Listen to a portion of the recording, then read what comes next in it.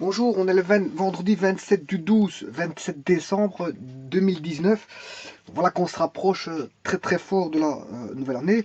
Comme je vous le répète dans chaque de mes nouvelles vidéos, euh, je souhaite, je veux dire, les meilleurs vœux à tous ceux qui, je veux dire, passent par mes vidéos pour les consulter. Voilà. Ceci étant dit, je vais faire euh, une petite démonstration qui va concerner le théorème de Pythagore, mais avec une des formes du théorème de Pythagore par l'intermédiaire d'une hauteur issue de la base qui est l'hypoténuse. Bon, je vous rappelle que si je prends un triangle, le théorème de Pythagore est valable, je veux dire, dans sa forme la plus simple pour les triangles rectangles. Quoi qu'on peut avoir des triangles quelconques, mais il faut adapter, je veux dire, le théorème de Pythagore au travers de la trigonométrie. Voilà, bon, donc en général, la forme la plus connue du théorème de Pythagore, elle est connue pour un triangle rectangle. Quoiqu'elle est, comme je vous dis, je vais vous le rappeler, adaptée pour d'autres types de triangles, mais en faisant intervenir des cosinus, bien sûr. Alors, et d'ailleurs, le théorème de Pythagore est une forme particulière, voilà, des triangles quelconques. Il suffit d'adapter et de mettre qu'on a un angle de 90 degrés. Vous allez voir que la forme de Pythagore pour les triangles quelconques s'adapte aux triangles rectangles.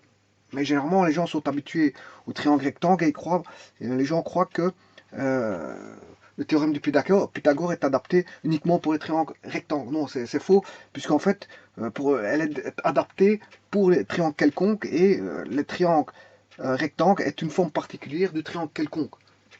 Voilà, est une forme particulière du triangle quelconque, puisqu'il a un angle de 90 degrés. Voilà, et donc on réadapte les formules pour le triangle rectangle avec un angle de 90 degrés. Donc voilà, sa forme la plus simpliste apparaît selon la forme la plus connue. La forme la plus connue, je vais vous montrer tout d'abord, je vais vous dessiner le triangle rectangle. Un triangle rectangle, bon, il a un angle droit, ça vous le savez très bien.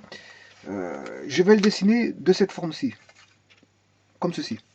Voilà. Je vais décider de placer l'angle droit ici. Ça, c'est le symbole pour montrer qu'il y a un angle droit, ou j'aurais pu faire ceci, pour dire que l'angle droit est là. L'angle droit, un angle droit vaut 90 degrés, bien sûr. Hein. Et donc, ici, le triangle possède trois sommets, trois côtés, trois angles et trois sommets. Je vais appeler ces sommets, euh, ici, le premier sommet ici, qui est placé au niveau de l'angle droit A. Ce sommet ici, je vais l'appeler B. Et le troisième sommet ici, je vais l'appeler C. Je vais...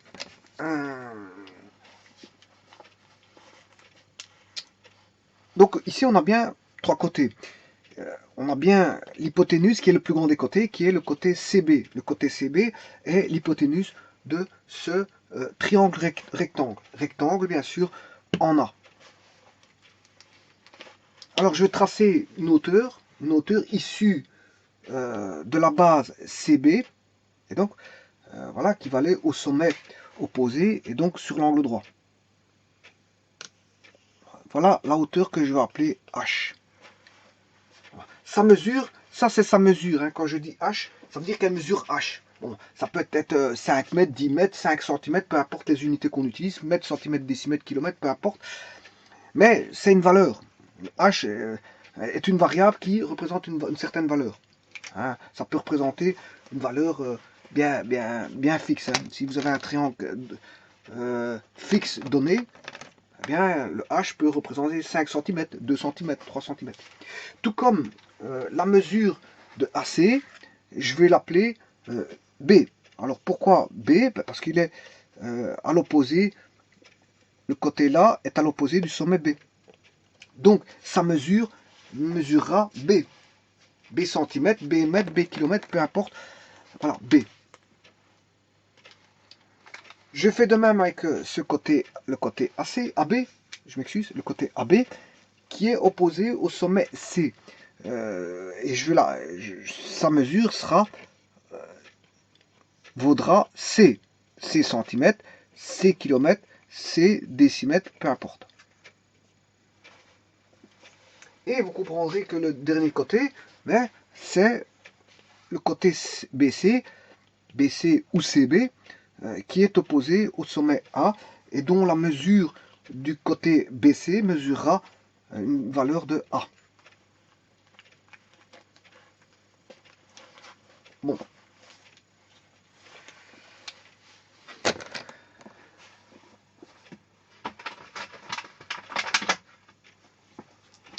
Donc, je vais retracer ici le côté AC, le côté BC et le côté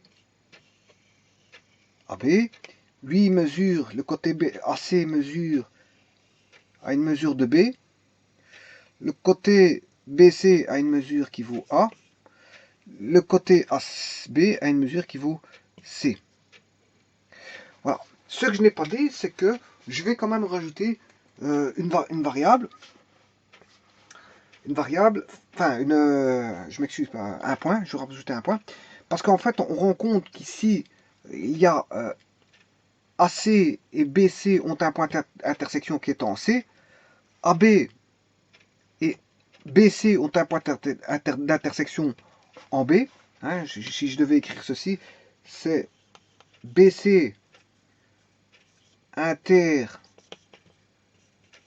AB.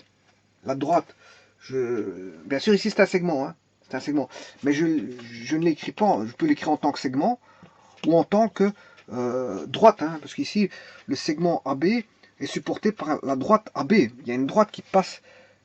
Voilà, le segment n'est tout simplement que une portion de droite.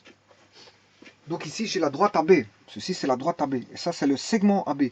Pas confondre segment et droite. Une droite c'est illimité, ayant une direction donnée. Et le segment ici a la même direction que la droite, mais il est limité. On sait mesurer la mesure de AB. Donc si je dis que AB inter BC ou BC inter AB, hein, parce que bon, l'intersection est une opération, je veux dire, commutative, que je dise AB inter BC ou BC inter AB, c'est la même chose. Eh bien, l'intersection de ces deux segments va me donner le point B. Le singleton, je dirais, le singleton B. Voilà. Donc BC inter AB vaut B. Je pourrais faire de même avec AB AC inter BA, qui vaut le singleton A. AC inter BC, qui vaut le singleton C. Voilà, pour vous dire que j'ai noté quasiment presque tous les points d'intersection des différents segments qui se coupent, hein, puisque on a quand ça se coupe, il y a une intersection. Mais ici, la hauteur ici, hein, n'a pas, il manque un point. Donc je vais le rajouter, il manque un point. Et c'est pour ça que j'ai fait cette opération, pour vous dire qu'il manque un point d'intersection, qui est le point d'intersection, bien sûr, que je vais appeler H ou D. Le point H ou le point D. Hein, pourquoi D? Parce que A, B, C, D, ou H, parce que c'est elle est issue d'une hauteur. Hein, on est là, une issue d'une hauteur. Voilà, ici, on a une perpendiculaire, fatalement, parce que la hauteur est perpendiculaire à la base. La hauteur est toujours perpendiculaire à la base. Donc, vous comprendrez qu'ici, on a des décompositions en deux triangles. On a un triangle rectangle, un second triangle rectangle, on en a un ici, et on a le grand, le tout grand qui est ABC, le triangle ABC qui est le tout grand rectangle, triangle rectangle, ABC qui est le triangle rectangle le plus grand, mais se décompose en deux petits triangles rectangles grâce à, je veux dire, le tracé de la hauteur. Le tracé de la hauteur va diviser le grand triangle rectangle en deux petits triangles rectangles. Donc on se retrouve avec trois triangles rectangles et fatalement il va y avoir des relations de Pythagore qui vont, je veux dire, se manifester par l'entrefaite qu'il y a plusieurs triangles rectangles. Bon, sachez que j'ai déjà fait une vidéo concernant le théorème de Pythagore avec la hauteur, bien sûr, comme ceci, parce que bon, il y a plus le triangle, il y a plus le théorème de Pythagore connu sous forme d'un seul triangle rectangle. Hein, ici, il est décomposé en 3 triangles rectangles parce qu'on a une hauteur. Eh bien, tout le monde connaît le théorème de Pythagore avec un seul triangle et pas de décomposition à l'intérieur puisqu'il n'y a pas d'auteur. Mais si j'ai mis une hauteur, donc je vais avoir une forme particulière de triangle de Pythagore. Une forme particulière de la démonstration de Pythagore.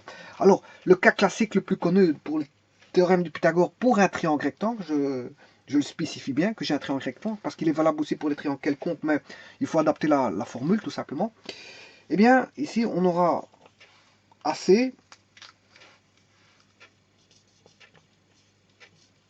carré plus AB carré est égal, donc AC ou CA, hein, parce que bon, voilà, la cote, la mesure du côté AC mise au carré, plus la mesure de AB au carré, bien deviendra le carré de l'hypoténuse, qui est CB carré. CB l'hypoténuse, donc on aura CB carré. Bon, ça c'est la forme la plus connue, sans faire intervenir la hauteur. Hein. Hein, c'est comme si vous n'y avez pas d'auteur et donc de division de triangle. Par contre, ici, moi je ne vais pas faire ça, mais faire une autre démonstration relative au triangle, au théorème de Pythagore. Je vous rappelle qu'AC carré, c'est un carré. Hein. AC carré, c'est AC fois AC. Ça veut dire qu'on a un carré ici. Voilà, on a un carré là-bas. On a un carré ici, construit avec ceci. Mais si vous faites la somme de la surface ici de ce carré-là, AB, hein, on aurait AB ici, hein, on aurait AB, la mesure de AB ici qui vaudrait C. Et là, on aurait C, vous devez construire un carré, bien sûr. Et bien sûr qui vaudrait C carré. Hein, la surface ici vaudrait C carré. La surface vaut C carré. Tout comme la surface du carré ici vaut B carré. Et donc, ça vaudrait la surface relative au carré de côté A. Hein, qui vaudrait, donc, on aurait, notre forme, c'est d'écrire B carré plus C carré est égal à A carré, si vous voulez. Voilà, c'est un petit peu, voilà, parce qu'on joue avec des carrés, des vrais carrés, hein, des surfaces de carrés. Voilà. Bon, le but, c'est pas de démontrer le théorème de Pythagore sous sa forme la plus connue, mais quand on a une hauteur comme ceci, quand on a une hauteur, bien on a une forme du théorème de Pythagore qui est tout autre. Alors pourquoi tout autre? Parce que j'ai décomposé justement en 2 triangles séparés. Vous voyez que j'ai recréé dans un grand triangle 2 autres petits triangles. Donc la relation de Pythagore va faire référence à cette décomposition donnée. Sachez que j'ai déjà fait une vidéo concernant le théorème de Pythagore. Elle s'intitule Géométrie, je crois, hein, enfin si je m'en rappelle, elle s'intitule Géométrie plane. Géométrie plane, vous allez retrouver dans la géométrie plane, puisque en fait ça constitue de la géométrie plane. Quoique je vais faire plusieurs démonstrations de ce théorème que vous voyez ici, dont une sera en géométrie vectorielle. Mais ici, je me situe toujours en géométrie plane. Une sera en trigonométrie, et celle-ci étant en géométrie plane, une sera faite en trigonométrie, ce sera très court, très court, et une qui sera en géométrie vectorielle, qui sera aussi courte. Hein. Voilà, celle-ci est juste un peu plus longue, ben, je ne vais pas dire long, mais voilà, ça prend que, voilà, très peu d'écriture, ça prend très peu d'écriture malgré tout. Voilà. Alors maintenant, du fait qu'on a décomposé, on a une hauteur, mais ça a impliqué qu'il y a une division du triangle ABC en 2 autres petits triangles. Ce qui veut dire, si j'ai une division en 2 petits triangles, ça veut dire que j'ai une division de la longueur A, ou de la cote A, ou de la mesure de, voilà, qui mesure A ici. Et là, je vais décomposer comme on a CH, hein, on a CH qui a une certaine valeur de segment qui vaut R.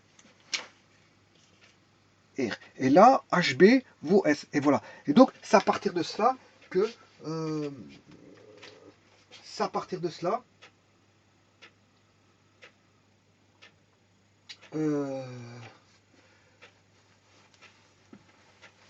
c'est à partir de cela que je vais démontrer le théorème de Pythagore grâce à la décomposition en deux triangles, et donc en 7 segments, et en faisant référence à sa hauteur. Bon, sachez qu'il y a, parfois on vous donne des données, des inconnus, il faut rechercher soit B, soit C, soit H, soit R, soit S, c'est de déterminer le triangle, les côtes du triangle, quand elle a ici une hauteur présente. Et donc ça, c'est ce qu'on appelle un problème de résolution des triangles, grâce ici à la mise en œuvre de la formule de Pythagore que je vais vous démontrer maintenant. Alors maintenant, comme j'ai deux triangles, j'ai décomposé le théorème de Pythagore relatif à ces deux petits triangles. C'est-à-dire que ici j'ai r carré plus h carré, vous l'hypoténuse au carré, qui est l'hypoténuse ici, c'est du triangle CHA, ben c'est AC. L'hypoténuse de CHA, du triangle CHA, ben c'est le côté AC, qui mesure B. Donc on a R carré plus H carré vaut B carré. Et ça, je vais l'indiquer tout de suite, puisque c'est ça qui va... donc, R carré plus S carré est égal à H carré. Maintenant, je fais de même avec ce petit triangle là. Donc ça, c'est le grand triangle. Je vais faire la même chose avec le petit triangle ici. Ben, ici, j'ai un triangle rectangle en H. En H. Voilà, comme CHA était triangle rectangle en H, ben, AHB est triangle rectangle en H aussi. Et donc on peut appliquer Pythagore, la formule la plus simple de Pythagore, sa formule la plus simple, c'est-à-dire qu'on a AH au carré plus HB carré est égal à l'hypoténuse au carré qui est AB carré. C'est-à-dire qu'on aura au niveau des mesures H carré plus S carré vaut C carré. H carré, ici je me suis trompé, c'est R carré plus H carré. R carré plus H carré, R carré plus H carré vaut B carré. Voilà pour le premier triangle ici, moyen. Et le plus petit qui est AHB, oui, parce que le grand c'est ACB ou ABC si vous voulez, dans l'ordre parcours dans l'ordre horlogique. Horlogique, ABC, dans le sens antihorlogique, ACB. Voilà. Maintenant, ça c'est le grand triangle. Le petit triangle c'est AHB, parcours dans le sens horlogique, et ABH dans le sens horlogique. Donc AHB est le triangle médium, mais au moyen. Et ABH est le petit triangle. Et celui-ci, ABC est le grand. Donc ABC est le grand, AHB est le moyen, et ABH est le petit. Alors, donc on a trois triangles, je les distingue par leur grandeur. Alors ici, on dira que S au carré plus H au carré vaut C carré. S au carré plus H au carré est égal à C carré. Et ces deux relations nous suffisent pour retrouver le théorème de Pythagore relatif à un triangle rectangle dont on connaît, dont on a tracé la hauteur.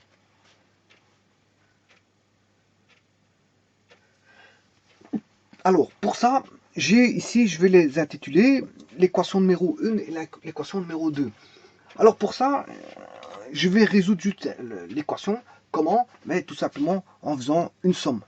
Je vais les sommer toutes les deux. Je vais sommer l'équation numéro 1 avec l'équation numéro 2 pour obtenir ici dans un premier membre de gauche qui vaudra R carré plus H carré plus S carré plus H carré est égal au membre de droite, à la somme des éléments du membre de droite, c'est-à-dire B carré plus C carré. Alors ici on peut se rendre compte qu'on a R carré plus S carré plus combien de H carré? 2H carré. Voilà. Je vous rappelle que B carré plus C carré, ben, c'est le grand B carré plus C carré vaut A carré. C'est le grand triangle, et dont l'hypoténuse vaut BC. B carré plus C carré vaut A carré. Donc, ceci, B carré plus C carré, vaut A carré. Donc, on peut dire que ceci vaut A carré.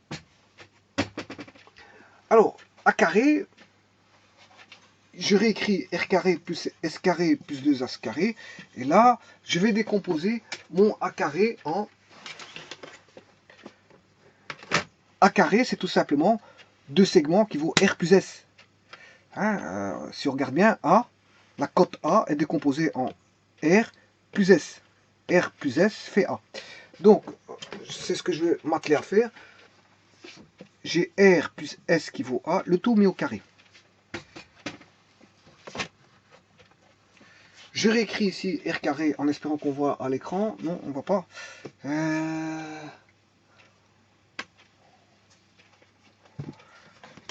Je reprends un troisième. Voilà. Ah, c'est pas un problème. R carré plus S carré plus 2H carré. Voilà. Vous voyez qu'on a que des carrés. Est égal à R plus S. Et là, je vais développer le carré. C'est-à-dire que R plus S au carré, ça vaut R carré plus S carré plus 2RS. C'est un produit remarquable. Hein. C'est un produit remarquable. Je développe tout simplement l'expression du carré. Donc voilà. Donc ici j'obtiens R carré plus S carré plus 2 R fois S. Alors maintenant je peux faire passer ces deux valeurs dans le membre de gauche. J'aurai R carré plus S carré moins R carré moins S carré plus 2H carré est égal à 2RS. Et lui je le laisse dans ce membre là. Vous voyez tout de suite que je peux simplifier R carré moins R carré. Je peux simplifier S carré moins S carré pour remarquer qu'il ne reste plus que 2H carré est égal à 2R fois S. R fois S. Voilà.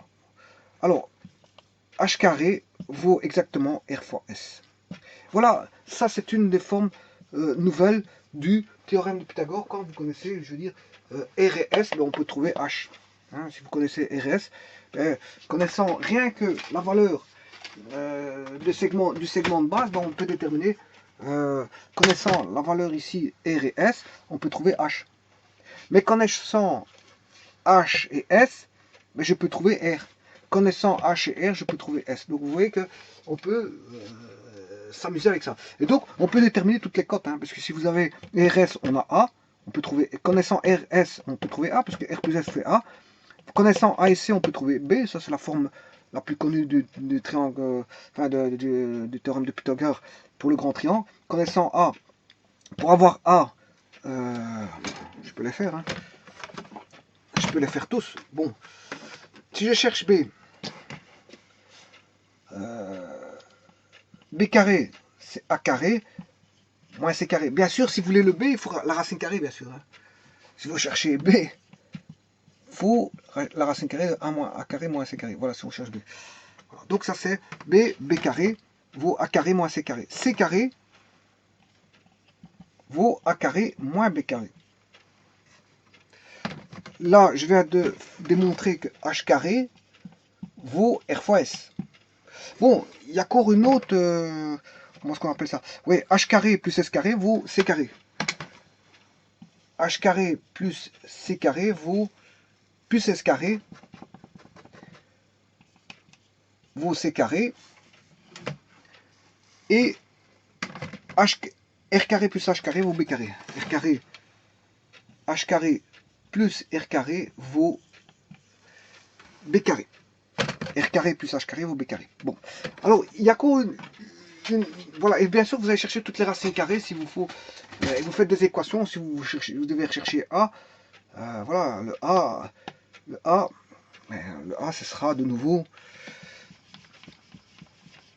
si vous connaissez B et C, A carré est égal à B carré plus C carré. Voilà, donc A carré est égal à B carré plus C carré, B carré est égal à carré moins C carré. Connaissant BC, je peux trouver A. Connaissant AC, je peux trouver B. Connaissant AB, je peux trouver C. Connaissant RS, je peux trouver H. Connaissant H et S, je peux trouver C. Connaissant H et R, je peux trouver B. Voilà, on peut s'amuser. Voilà. Maintenant, il y a encore quelque chose qui peut vous venir en aide là-dessus. Hein. Bien sûr, il y a l'air. Si ça ne suffit pas pour retrouver Si vous avez toutes des données, mais ça ne suffit pas, ben, vous avez aussi l'air, hein, l'air du truc. L'air, bon, l'air d'un triangle, c'est base fois hauteur sur 2. Mais sachez que, voilà, ça c'est l'air, ou la surface, si vous voulez, d'un triangle, surface d'un triangle, base fois hauteur sur 2. Sachez qu'il y a trois comment on appelle ça, trois bases. Une, si j'ai cette base-là, ben, sa hauteur, elle est perpendiculaire, ce sera H. Maintenant, si je prends cette base-là, sa hauteur, c'est B, parce que c'est un triangle rectangle. La hauteur est perpendiculaire, et donc elle va se confondre avec le côté B. Voilà. Tout comme si je prends la base B, sa hauteur, c'est C. Voilà. Donc si je prends la hauteur, la base C, sa hauteur, c'est B. Et si je prends la base B, sa hauteur, c'est C. Voilà. Et si je prends la base A, là, sa hauteur, c'est H. Voilà. Donc ça, je peux écrire que B fois C sur 2 est égal à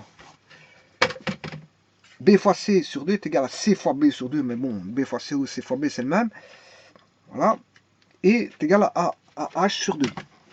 A H sur 2, ce qui veut dire que BC est égal à H. Donc, à partir de là, ben, je peux trouver, connaissant BC et A, je peux trouver H. Connaissant AH et C, je peux trouver B, et ainsi de suite. Bon, je veux dire, c'est ouvert à tout. Hein, voilà. Avec tout ça, avec tout ce que je viens de vous donner ici, vous savez trouver, je veux dire, résoudre, faire des résolutions de triangles. Hein, bon, c'est pas, je veux dire, ce n'est tiré que de ça, d'air ou de relation de Pythagore. Et la relation de Pythagore, je vous ai dit, la forme la plus connue par rapport au triangle rectangle, c'est celle-là. Mais maintenant, si vous faites intervenir une hauteur, d'office, vous avez des compositions en deux segments, et il faut tenir en compte, il y a une relation qui existe entre les deux segments et la hauteur, d'office. Et donc ça, c'est quand on a une hauteur qui est, je veux dire, vous faites apparaître une hauteur sur l'hypoténuse. Voilà. Et maintenant, il y a toujours l'air à tenir en compte. Et là, vous pouvez tenir compte de l'air pour rechercher et résoudre des triangles connaissant certaines données. Voilà. Mais avec tout ça, vous devez pouvoir vous en sortir. Voilà, et ça, je vais intituler cette méthode-là la méthode numéro 2. Une méthode, je veux dire, bon, tirée de l'algèbre. Hein. Vous voyez que c'est juste des relations algébriques. Donc, c'est de la géométrie plane avec une relation algébrique cachée derrière, juste des relations de Pythagore.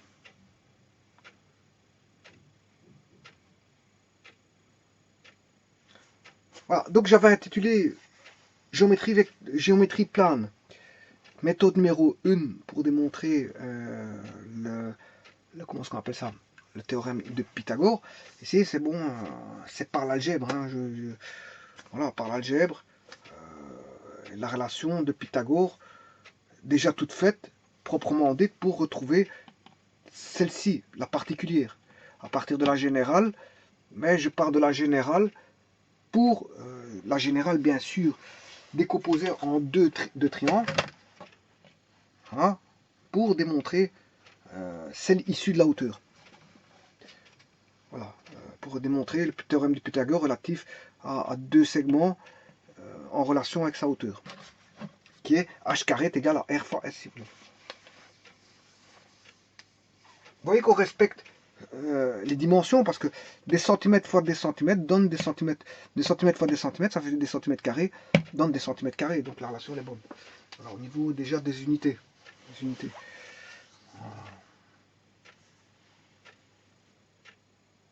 Voilà, je vais refaire une vidéo, un peu la même vidéo, mais concernant, enfin, par l'entremise des mathématiques qui est, je veux dire, une branche des mathématiques qui est la trigonométrie. Ici, je l'ai utilisé en tant que théorème de Pythagore et algèbre.